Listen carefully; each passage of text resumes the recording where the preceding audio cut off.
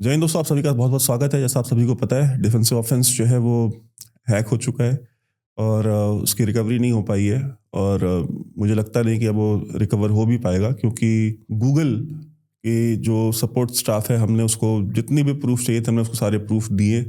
उसके बाद भी यूट्यूब जो है वो मुझे रियल ओनर मानने को तैयार नहीं है। वो बार-बार एक ही मेल लिख के आती है कि we could not identify you as the real owner.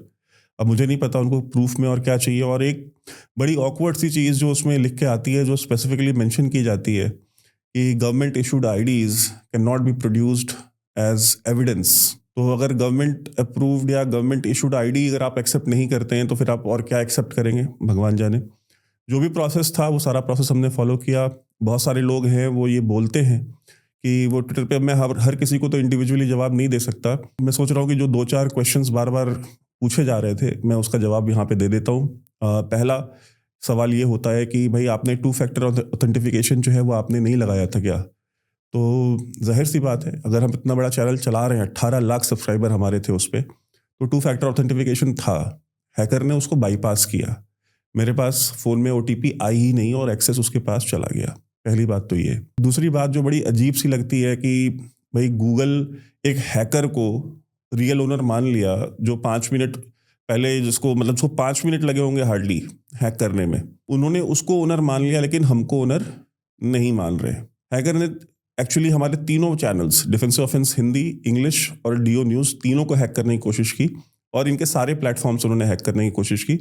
बाकी के प्लेटफ़ॉर्म्स, इंस्टाग्राम और ट्विटर, उन्होंने कुछ 2-4 मिनट के लिए हैक किए थे, लेकिन मेटा का जो सिस्टम था, उससे हमने उसको 4 मिनट में ही रिकवर कर लिया। गूगल का आप सिस्टम देखिए कि 1 हफ्ते हो गए, 1 हफ्ते से ज़्यादा हो गया और अभी तक वो रिकवरी हुई ही नहीं है। तो फिर हमने फाइनली ये चैनल बनाया है, डिफेंसिव ऑफेंस 2.0। अगर आप इस चैनल को सब्सक्राइब करें, अब फ्यूचर में जो भी वीडियोज़ आएँगे वो इसी प्लेटफ़ॉर्म पे आएँगे।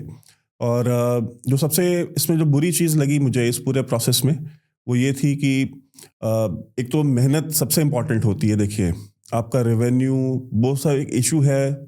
रेवेन्यू का इशू हो सकता है कि 6 महीने में, साल भर में सॉल्व हो जाएगा। वो कोई इशू नहीं है इतना बड़ा। सबसे बड़ा जो इशू है वो होता है आपका कंटेंट, कि 7 साल आपने दिए किसी प्लेटफ़ॉर्म को, अपने 6 साल आपने दिए, आपने मेहनत की है। डिफेंसिव ऑफेंस पायनियर था, पहला चैनल था इंडिया में जिसने नेशनल सिक्योरिटी और जियोपॉलिटिक्स की बात शुरू की थी। उससे पहले ये जो थिंक टैंक्स हैं, इनके चैनल थे जिनको कोई नहीं देखता था। ये फैक्ट है। और इसीलिए हमने डिफेंस ऑफेंस बनाया था कि लोगों को उनकी भाषा में, सरल भाषा में जियोपॉलिटिक्स और नेशनल सिक्योरिटी की बातें समझाई जाएँ। एक एलीट क्लब जो बना हुआ है, इस एलीट क्लब को तोड़ा जाए कि सिर्फ यही कुछ लोग हैं, यही डिस्कस करेंगे। आम जनता का नेशनल सिक्योरिटी या जियोपॉलिटिक्स जानने का क्या मतलब है? आम जनता कौन होती है? तो हमारा वो जो प्रयास था, हमने वो शुरू किया, वो सक्सेसफुल हुआ। वो जो मेहनत लगी है उस चीज़ को क्रिएट करने में, वो जो है, मुझे उस चीज़ का दुःख है। और मैं जानता हूँ आप सभी समझ सकते हैं कि किसी के भी जीवन का 6 साल, 7 साल की अगर मेहनत एक झटके में चली जाए, तो वो कितना बुरा लगता है उस इंसान को। मैं आप सभी से रिक्वेस्ट करूँगा कि इस वीडियो को ज़्यादा से ज़्यादा लाइक ज़रूर कीजिएगा और इसको ज़्यादा से ज़्यादा शेयर ज़रूर कीजिएगा, ताकि जो सब्सक्राइबर्स थे, उन तक कहीं न कहीं ये वीडियो पहुँच सके। आपके जो भी सोशल मीडिया हैंडल्स हैं, व्हाट्सएप ग्रुप्स हैं, या आपके जो इंस्टाग्राम पे या फेसबुक पे आपके जो पेजेज़ हैं, आपकी अपनी पर्सनल प्रोफाइल्स हैं, वहाँ पे भी आप शेयर कीजिए इस वीडियो का लिंक, ताकि जो लोग जिनको नहीं पता है, क्योंकि अभी तो हमने ये नया चैनल बनाया है, तो बहुत सारे लोगों को नहीं भी पता होगा कि कहाँ सर्च करना, और अभी वो सर्च करेंगे भी डिफेंसिव ऑफेंस, तो इतना छोटा चैनल है कि अभी उनकी सर्च में भी नहीं आएगा रिजल्ट्स में। तो इसको आप शेयर ज़रूर कीजिएगा और लाइक ज़्यादा से ज़्यादा कीजिए, ताकि इसकी थोड़ी रीच बढ़े। कल मैंने अपने पर्सनल इंस्टाग्राम पे Q&A किया था, क्वेश्चन एंड आंसर सेशन, तो उसमें कुछ लोगों ने सवाल भी पूछा था कि सर, आपका ये जो चैनल है, इस चैनल को अब दोबारा ग्रो करने में आपको कितनी मेहनत करनी पड़ेगी? मैंने कहा, मैं तो जो करता था मैं तो वही करूँगा, मैं कुछ नया करने वाला नहीं हूँ। लेकिन मुझे भरोसा जो है अपने व्यूअर्स पे, अपने सब्सक्राइबर्स पे है।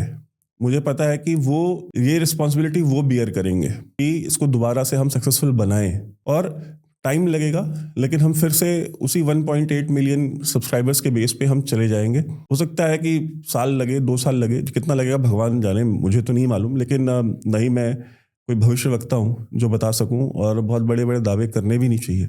लेकिन आप सभी के ऊपर मुझे भरोसा है, और हमको पता है कि हम जिस तरह से टीटीपी की कवरेज कर रहे थे, जो कॉन्फ्लिक्ट चल रहा था अफ़गानिस्तान और पाकिस्तान के बीच में, और हम जो ग्राउंड से आपको वीडियोज़ ला के दे रहे थे, हम आपको ग्राउंड से जो चीज़ें बता रहे थे, चूँकि डिफेंसिव ऑफेंस पाकिस्तान में भी बहुत देखा जाता है, करीब हमारी 13 से 14% व्यूअरशिप डिफेंसिव ऑफेंस की पाकिस्तान से आती थी। यानी अगर हमें महीने में अगर 5 मिलियन व्यूज़ भी आ रहे हैं तो आप इसमें से ये समझ लीजिए कि उसमें से लगभग 15 लाख व्यूज़ पाकिस्तान से आ रहे थे। तो अगर 15 लाख लोग अगर पाकिस्तान में डिफेंसिव ऑफेंस देख रहे हैं और वो ये देख रहे हैं कि भाई ग्राउंड पे एक्चुअली टीटीपी जो है वो पाकिस्तान आर्मी को ठोक रही है और उसका वीडियो एविडेंस दिखाया जा रहा है, उसका डॉक्यूमेंट्री एविडेंस दिखाया जा रहा है, लोगों के नाम बताए जा रहे हैं, आईएसआई के एजेंट्स जो मारे जा रहे थे उनकी तस्वीरें हमने दिखाई, पाकिस्तान आर्मी जहां से पोस्ट छोड़ छोड़ के भाग रही थी वो खाली पोस्टों की हमने वीडियोस दिखाई आपको, और हम वो काम अपना जारी रखेंगे, वो बंद नहीं होगा।